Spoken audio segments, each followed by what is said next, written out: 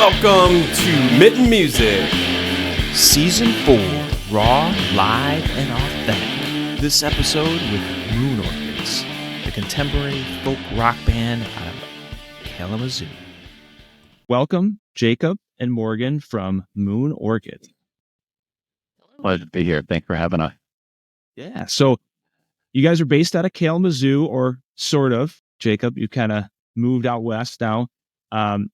Give us a little insight about your band. Where'd you guys start, and how you two involved in the band? I know you got other parts and the players that are with us tonight, but Mo, you so want to take the reins on the origin story? Oh, sure. Yeah. So I play trumpet and sing a little bit and play tambourine. That's the most important one, really. But I had gone like 10 years without playing trumpet, but Jake knew that I had played trumpet and asked if I would want to do this project. And that kind of turned into an EP and then now a full album. So, yeah. That's sweet. Really cool. It was just me, Jake, and Bailey. We're all friends to start. So, Okay. yeah. Yeah, we kind of put that trio together in, I think, 2021, like summer 2021. Yeah. Kind of when things got a little more quote unquote normal with pandemic. I had a bunch of songs I had written. I wanted to play them with some of my friends, and Bailey and Mo are both great friends and great musicians. And we kind of started playing acoustically, just the three of us. And like Mo said, that evolved into an EP and then a full band and a full album, and I think it's been good. Sweet. So what's kind of some of your background? Did you guys play in other bands before this, or what's some of the things that This you've is done? my first band. I did symphony band and jazz band all through middle and high school and a little bit after, but had never been in like an actual band in this capacity. So really cool to experience it the first time with friends. Yeah.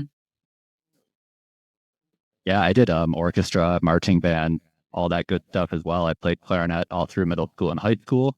And then I started playing music in my late teens and early 20s. I played in a smattering of bands around Grand Rapids and Kalamazoo. Dory was one of the more notable ones. I played bass and sang in that band. Kind of more post-punk, noise rock oriented stuff, and then melded into this over time. Okay. Yeah, so for those who don't know, you guys just released an album yesterday, self-titled debut LP, right? You guys released an EP in the past. Pretty exciting, I can imagine. Really awesome. Tell us a little bit about that. It's got 8 tracks on it. 8 tracks. So we started recording that. The first song that was recorded for that was "You Don't Need a History," track 3. Just that acoustic kind of interlude. And I recorded that with Brendan in January 2023, less than a week after we released that EP. So kind of just got straight back to it, and then spent the better part of a year and a half while Bailey and I were finishing up school and tying up loose ends in our own personal life, just kind of recording it piece by piece at a time. And then finally in June 2024, I think it was actually 3 days before I had to move to Boulder. That's when Brendan and I finished the overdubs, and we called it. Oh, good timing there, for sure. Right down. Otherwise, there would have been a lot of visits back probably to finish that thing up. So. Yeah, I can't afford that fuel, Yeah, exactly. So if I listened to the album a couple times through now, so I appreciate you guys kicking out a little early release, some of it early, and then I was able to listen to the rest of it once it fully got released. I really enjoyed the music, and I'll tell you, there's one song for one particular one that stuck out to me. I don't know if I'm pronouncing this right, but Taciturn? Taciturn. Yeah, Taciturn. 4, I think. Yep. Taciturn, yeah. For some reason, that one stuck out as a big highlight on the album. I mean, I thought the album was great from start to finish. I was kind of curious about, you've got Gospel Tree 1 and 2. Why 2 is at the first track and 1's the last track? So it's like the reverse order of what I expected. I mean, I guess I could say that we recorded the Gospel Tree 2 second, like kind of The Gospel Tree, the first one, that is the way that song has been played. We started playing that live. We started playing that as a band, and that's how that song kind of got fleshed out. Then we kind of had the idea to steal a page from Neil Young or Nick Cave and do the bookends kind of thing. They've both done that with some of their albums that we like quite a bit. So, I mean, I could say that the second one was recorded second, and that's why we did it. But honestly, it was kind of just not to, hey, let's call this one the second one, even though it comes on first. Okay. Yeah, I like it. Cool. So for those who don't know your music, how would you describe it? And it doesn't, we get sometimes stuck in these genres and all this stuff, and it doesn't have to really be stuck. I don't think anybody has to be stuck in a genre, but how would you guys kind of describe their sound? Oh, you want to take that one first? I feel like we've talked about this a few times, and I never can quite pinpoint it because we also cover a lot of ground on this album, I think, sonically. Like, there are a lot of inspirations that we all share. Velvet Underground, Neil Young. I mean, those are huge. Bob Dylan. I mean, but I guess in my mind, it just always comes back to indie because it's kind of all encompassing for a lot of things. But I don't know that aptly sums it up. Yeah, I'm saying hashtag Crazy Horse. Crazy Horse is its own genre now, so we're gonna hop on that. I like that. Yeah, I like that. But it's kind of Americana, it's kind of indie rock, it's kind of folk rock, and yeah, I don't really feel those things really give you the whole picture. Right. Yeah, I'm glad you brought up Velvet Underground. I think that the singing a little bit is along those same lines to some degree, and I definitely heard a little bit of Neil Young in some of the tracks, the sound, some of the riffs and stuff. So it was pretty cool.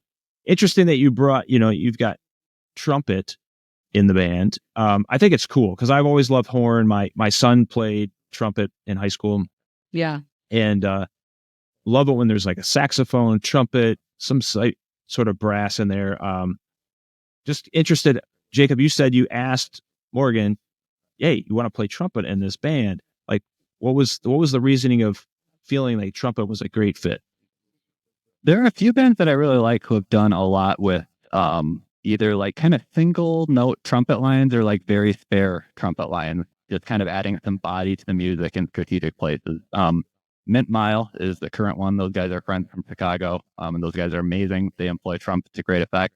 And then Love, that older 60s band. And I just kind of thought it would be something that would set the songs apart. I mean, there's a lot of two guitars, bass, and drums. That's like the classic rock quartet, but a little extra, Yeah. Yeah. Now you mentioned there's a couple other folks on the are they officially in the band, or are they part of the record, or how? Help me understand. Is it truly a 5-piece, or is it a 3-piece with others filling in when it needed?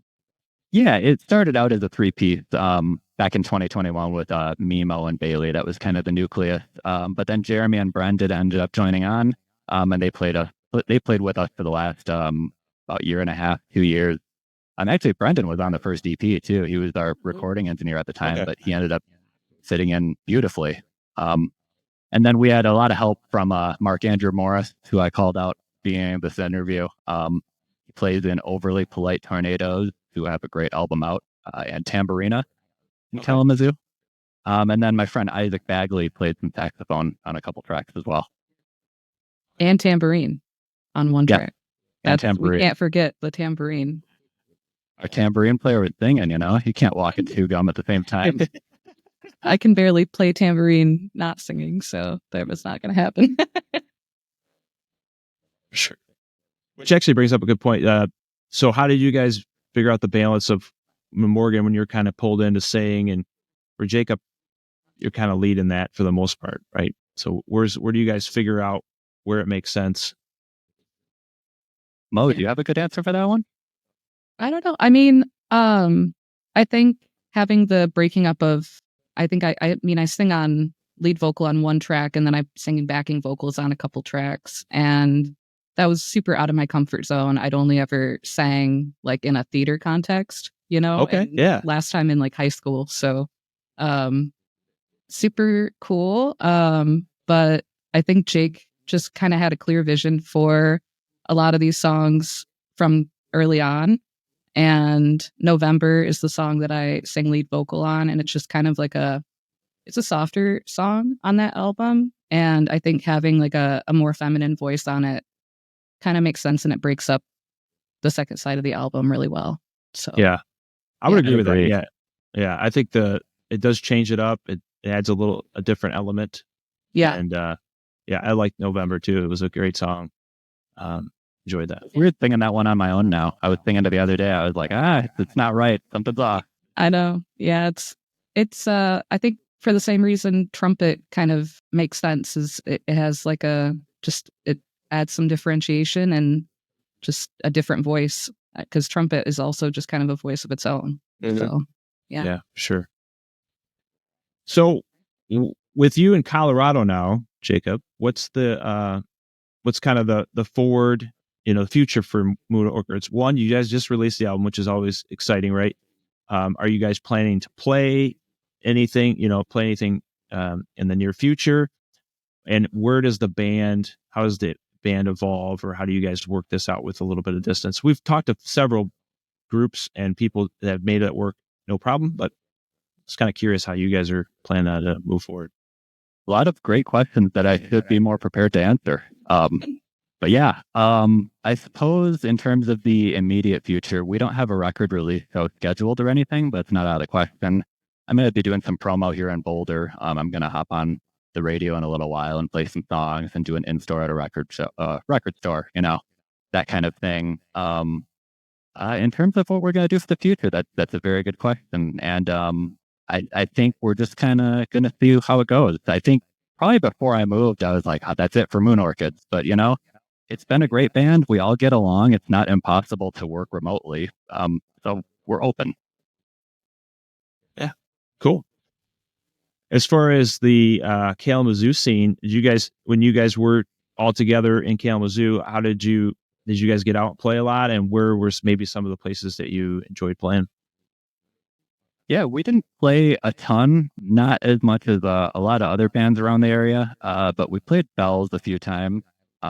We played Broadleaf in Kentwood, Broadleaf Brewery, which is a great place. They do great work there. Where else have we played? Old Dog. Okay. Yeah, just a spare few shows really, but they were all with friends, like other bands that we're friends with, and we're all just super positive experiences. So what are some of those bands you guys are friends with and enjoy listening Mark to? Andrew Morris, yet again. Yeah, there. He's dying right now. Mark plays with Overly Polite Tornadoes and Tambourina, both two great Kalamazoo dream pop, I guess, sort of bands. They've really got their own unique sound and style. Like I said, another shout out to Overly Polite Tornadoes. They just put out that new record and it's great. Okay, I'll have to check that out. Who else? Wowza in Kalamazoo. Mhm. Fantastic folks. Anything Ike Turner does is going to be good. Totally. Yeah. Great. And it was at Broadleaf, it was a goodbye show for, I can't remember their name. I'm so sorry. That was Dan from Parlor Voice. Yeah. Yep. Yeah. Parlor Okay. Voice, great Grand Rapids group. Cool. Awesome. Anything else you guys wanted to hit on today? Anything you wanted to cover specifically? Anything pressing on your mind, Mo?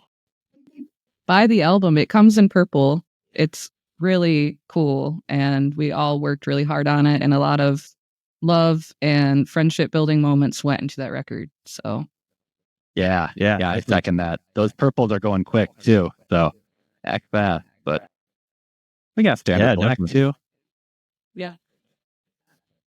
Yeah, that's awesome. Great album. Loved it. Pretty cool. I forgot to ask you this. So where did the band name come from? Ooh, Mo, do you know where the band name came from?